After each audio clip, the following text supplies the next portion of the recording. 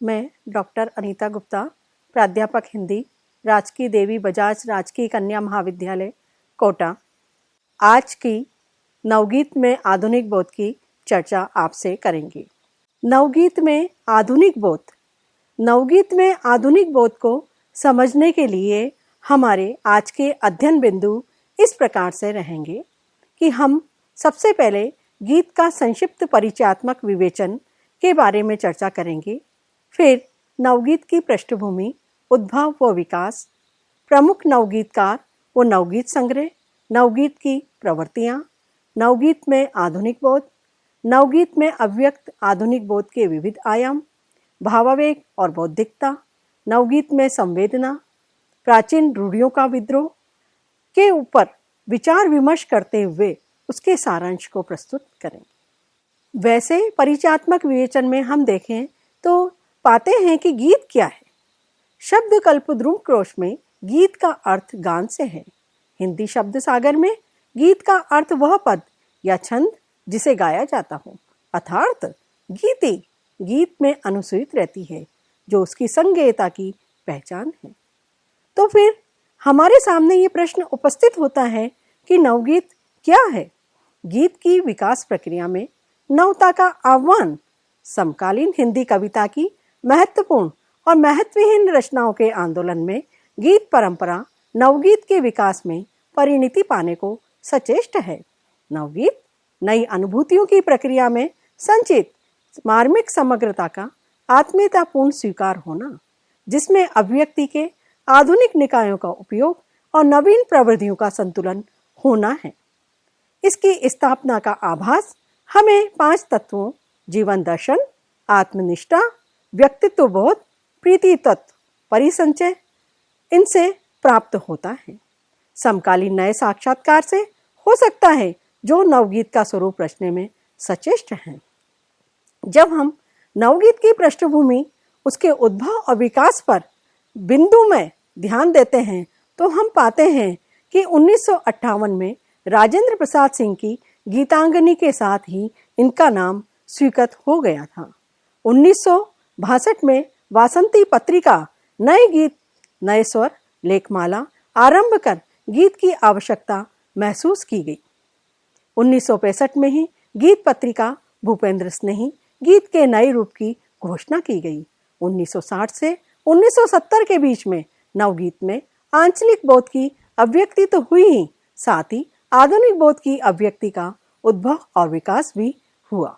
1970 से 80 के बीच में नवगीत का उत्कर्ष काल उसका स्वर्णिम काल रहा। 1975 में जब आपातकाल की घोषणा की गई, तब जनतांत्रिक मूल्यों को बेदर्दी से कुचला गया और उसके बाद बहुत सारे नवगीत संग्रह हमारे बीच प्रकाश में आए। उनमें सबसे मुख्य था 1980 का वीरेंद्र मिश्र का झुलसा है छायानट धूप में।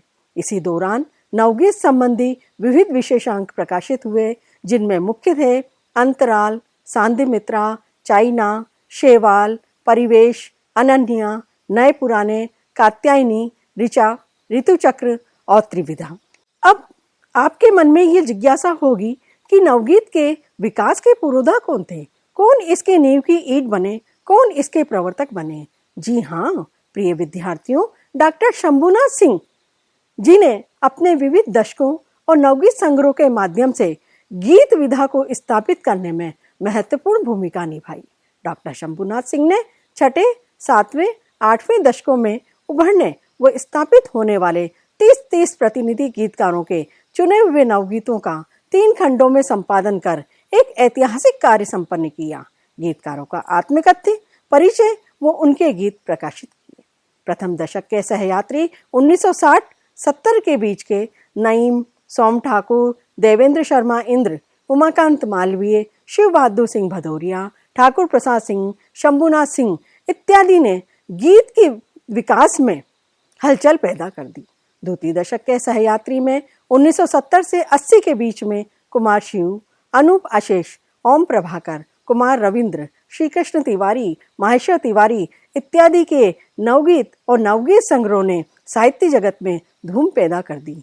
तृतीय दशक के सहयात्री 1980 से 90 के बीच में अखिलेश कुमार सिंह, राजेंद्र गौतम, डॉक्टर सुरेश, जहीर कुरैशी, बुद्धिनाथ मिश्र, विनोद निगम इत्यादि ने साहित्य जगत में नवगीत विधा के माध्यम से गीत विधा को तो आगे बढ़ाया ही सही, इसके अलावा विविध गीतकारों को भी गीत लिखने के लिए प्रोत्साहित किया। जब हम गीत की परंपरा को, गीत की नूतनता को बरकरार रखने के लिए नवगीत विधा उसी समय को चीरते हुए आगे बढ़ी तो उसकी प्रवृत्तियों पर प्रकाश डालते हैं तो हम पाते हैं कि नवगीत की विषयगत और शिल्पगत बहुत सी प्रवृत्तियां हमारे सामने आती हैं। उनमें विषयगत प्रवृत्तियों में सबसे पहली है संक्षिप्तता के प्रति आग्रह है, दूसरी सौंदर्य चेतना, तीसरी प्रकृति चित्रण, चौथी प्रेम भावना, पांचवी राष्ट्रीय व सांस्कृतिक चेतना, छठी वेदनानुभूति, सातवीं मानवतावादी भावना, आठवीं सामाजिक चेतना की अनुभूति तथा अभिव्यक्ति, नवीं आत्माभिव्यक्ति, 10वीं आस्था का स्वर, 11 व्यंग्यात्मकता, 12वीं है आधुनिक बोध, 13 दार्शनिकता, ग्राम्य चेतना, लोक चेतना, आंचलिकता की तरफ देखते चले जाते हैं कि नवगीत की प्रवृत्तियां बढ़ती जाती हैं। नवगीत ने भाषा, छंद, शिल्प, अप्रस्तुत विधान और शैली में भी नित नूतन आयामों और सरणियों को चुना है, जिसमें नव विशेषण की वजह से नवता का आग्रह है और प्राचीन रूढ़ियों को तोड़ने का जुझारूपन भी है। नवगीत का आधुनिक बोध, जिसका तात्पर्य निरंतर चलते रहने, नए होते रहने की प्रवृत्ति से प्राप्त यथार्थ अनुभूति, वस्तु या विशेष को, परिवेश को ग्रहण करने, उसे समझने का एक विशिष्ट तरीका। वैज्ञानिक चेतना संस्कारों के रूप में समाविष्ट है, विज्ञान धर्मिता के रूप में नहीं। तो आपके सामने ये प्रश्न होगा कि नवगीत की आधुनिक बोध में क्या दिशाएं हो सकती हैं? उसका भौतिक परिवेश जो अनिवार्यतः देशकालगत होता है, उसका मनस जो परिवेश के प्रति प्रतिक्रिया उत्पन्न करता है। तब प्रश्न ये उपस्थित होता है कि आधुनिक बोध के लक्षणात्मक घटक कौन से हैं?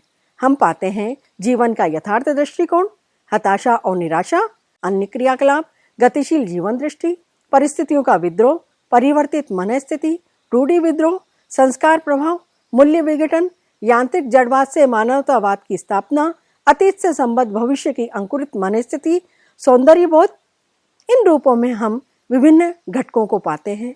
तो फिर नवगीत में अव्यक्त आधुनिक बोध के विविध आयामों को देखते हैं तो हम पाते हैं अकेलापन, अजनबीपन, महानगरीय संत्रास, घुटन, असुरक्षा, तनाव, संघर्ष, अविश्वास, विसंगति बोध, अलगाववादी प्रवृत्ति, मोहभंग, मानवीय मूल्यों का विघटन, अनास्था और निराशा, संशय, ये नवगीत में अपने आधुनिक बोध के साथ उपस्थित हैं। भावावेग और बौद्धिकता नवगीत में किस रूप में है? तो बिना गीतात्मक संवेदना के नवगीत नहीं लिखे जा सकते हैं। रागात्मक संबंधों का विघटन की चित्रण है। प्रवासी भारतीयों की मनस्थिति का स्वाभाविक वो करुणामय चित्र प्रस्तुत हुआ है। प्राचीन रूढ़ियों के विद्रोह में हम आधुनिकता का विद्रोह, हास्योन्मुख मूल्यों के विरुद्ध विद्रोह, पिटी पिटाई पद्धतियों, जीवनहीन माध्यमों के प्रति विद्रोह, भाषा, प्रतीक, बिंब, अप्रस्तुत छंद शैली आदि में नए नए प्रयोग के प्रति आग्रह दिखाई देता है। निष्कर्ष में हम कह सकते हैं कि नवगीत की हम सविस्तार इसी बारे में आपसे चर्चा करेंगे। धन्यवाद।